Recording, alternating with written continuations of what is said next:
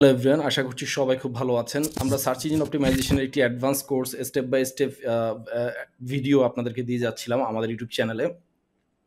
তো আমরা আগের ভিডিওগুলোতে আমরা গুগলের ইম্পর্টেন্ট কিছু গুগলের যেই অ্যালগরিদমিক আপডেট রয়েছে সেগুলো নিয়ে কথা বলছিলাম। সো আজকে আমরা কথা বলব হচ্ছে গুগলের আরেকটি অন্যতম আপডেট যেটার নাম হচ্ছে র‍্যাঙ্ক ব্রেইন।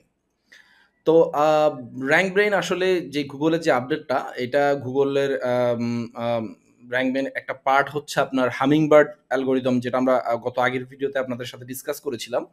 এই হামিংবার্ড অ্যালগরিদমের একটি পার্ট হচ্ছে র‍্যাঙ্ক ব্রেইন, এবং র‍্যাঙ্ক ব্রেইনটা রোল আউট হয় হচ্ছে ২০১৫ সালে, এবং এটা অক্টোবর ২৬ তারিখে এটা আসলে রোল আউট হয় বা অ্যানাউন্সমেন্ট করা হয়। এটা অ্যাকচুয়ালি মেশিন লার্নিং সিস্টেমের মাধ্যমে গুগল ইউজারের ইনটেন্ট এবং সার্চ কোয়েরিটাকে আপনার কি করে বোঝার জন্য যে অ্যালগরিদম বা যে মেশিন লার্নিং সিস্টেমটা ব্যবহার করে সেটাকে আসলে র‍্যাঙ্ক ব্রেইন অ্যালগরিদম আপডেট বলা হচ্ছে।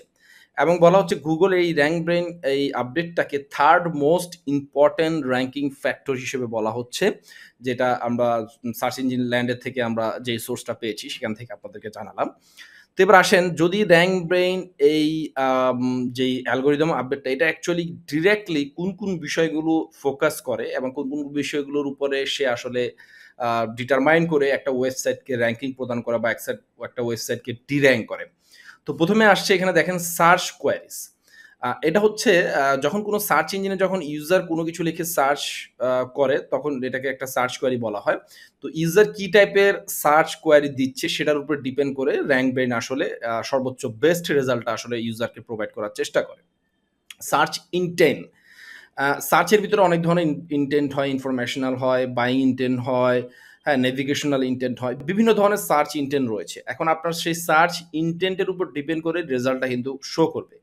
ঠিক একইভাবে যখন আপনি অ্যাজ এ ব্লগার বা অ্যাজ এ ওয়েবমাস্টার হিসেবে যখন আপনি কাজ করছেন, আপনি যে টপিকটা লিখছেন, ধরা যাক একটা টপিকে আপনি লিখছেন a best best camera for uh uh uh blogging. ঠিক আছে? তো এখানে বেস্ট শব্দটা আসার সাথে সাথেই এটা কিন্তু একটা বাইং ইনটেন্ট কিওয়ার্ড হয়ে গেল, এবং আপনি যখন আর্টিকেলটা লিখবেন তখন কিন্তু আপনাকে বেস্ট যে ক্যামেরাগুলো রয়েছে যেগুলো ব্লগিং এর জন্য ব্যবহার করা হয় সেই ক্যামেরাগুলো আপনি কি করবেন, আপনার ব্লগের ভিতরে ইউজ করার চেষ্টা করবেন।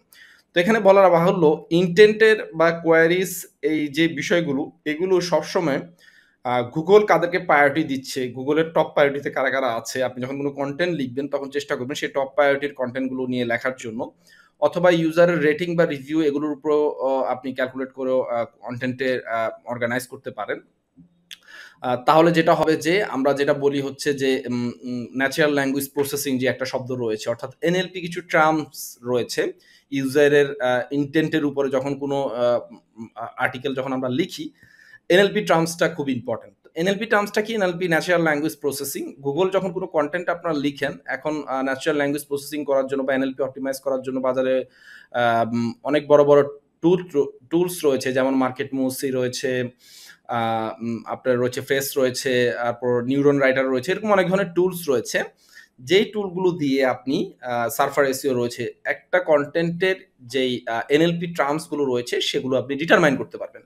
এখন আপনি যেই কনটেন্টে যেই আ ধরা যাক আপনি টপ 10 বেস্ট গেমিং ক্যামেরা এটা নিয়ে আপনি লিখছেন।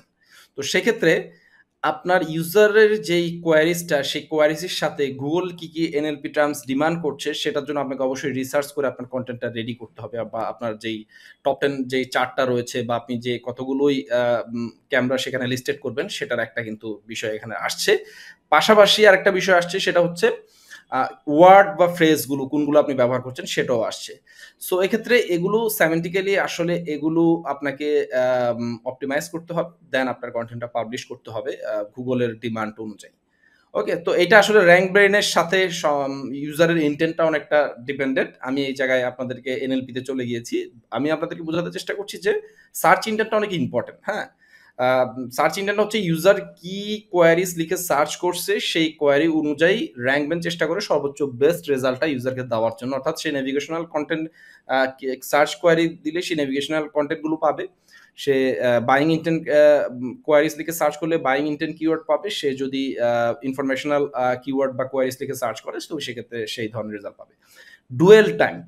ডুয়েল টার্মটা কি আমরা জানি একটা ওয়েবসাইটে যখন কোনো ইউজার গিয়ে যতক্ষণ তার সে সেই ওয়েবসাইটে স্টে করে, সেই স্টের উপরে ডিপেন্ড করে র‍্যাংক বেন অ্যালগরিদম বা আর্টিফিশিয়াল ইন্টেলিজেন্স বা এআই যেটা রয়েছে সে বুঝতে পারে যে একটা ইউজার যখন বেশিক্ষণ একটা ওয়েব পেজের ভিতর থাকে, অর্থাৎ বাউন্স রেটটা যখন কম হয়, তখন গুগল বুঝতে পারে যে এই ওয়েবসাইটের কনটেন্টটা ভালো, যার কারণে ওয়েবসাইটে ডুয়েল টাইমটা অনেক বেশি।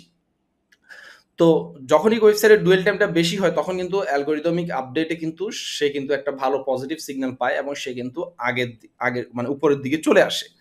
সো ডুয়েল টাইম বাড়ানোর জন্য আপনার কনটেন্টের অনেকে বলে থাকে ডুয়েল টাইম বাড়ানোর জন্য কনটেন্টের লেন্থটা বড় রাখা, কনটেন্টে মাল্টিমিডিয়া ইউজ করা, স্পেশালি ভিডিও এমবেড করা বা ইমেজ এড করা, হ্যাঁ? বিভিন্ন ধরনের চার্ট ফ্লো বা ইনফোগ্রাফি ইউজ করা।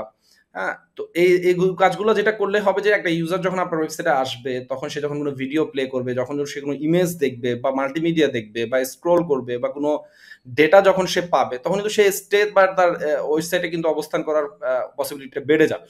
তো যখনই ডুয়েল টাইমটা বাড়ছে, তখনই গুগল র‍্যাংক বেন অ্যালগরিদম বুঝতে পারছে যে এই ইউজার এইখানে একটা ভালো কনটেন্ট পেয়েছে। যেহেতু র‍্যাংক বেন কাজই করে ইউজারের কোয়ারিজ এবং ইনটেন্টের উপরে। তো সেক্ষেত্রে কনটেন্টটা ওভারঅল ভালো, যে কারণে কনটেন্টটা কিন্তু র‍্যাংকে আসার পসিবিলিটি অনেক বেড়ে যায়।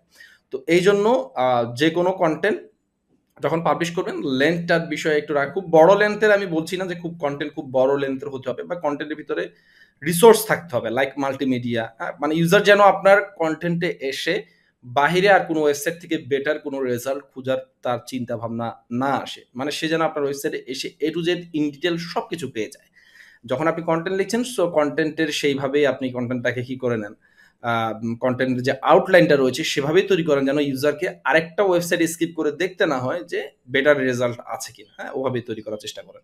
ক্লিক থ্রু রেট বা সিটিআর যেটা সেটা হচ্ছে যখন আমরা সার্চ ইঞ্জিনে কোনো কিছু লিখে যখন সার্চ করি তখন রেজাল্ট আসে হচ্ছে ১০টা রেজাল্ট আমরা সার্চ ইঞ্জিনে পেয়ে থাকি। তো এক্ষেত্রে এই ১০টা রেজাল্টের ভিতরে ইউজাররা কিন্তু চাইলেই সে ১ম টা তো ক্লিক করতে পারে, আবার চাইলে ১০ নাম্বার রেজাল্টটা তো ক্লিক করতে পারে। এটা ডিপেন্ড করছে হচ্ছে সে কি ধরনের টাইটেল ইউজ করছে সেই ইউজার, সেটার উপরে এটা ডিপেন্ড করছে।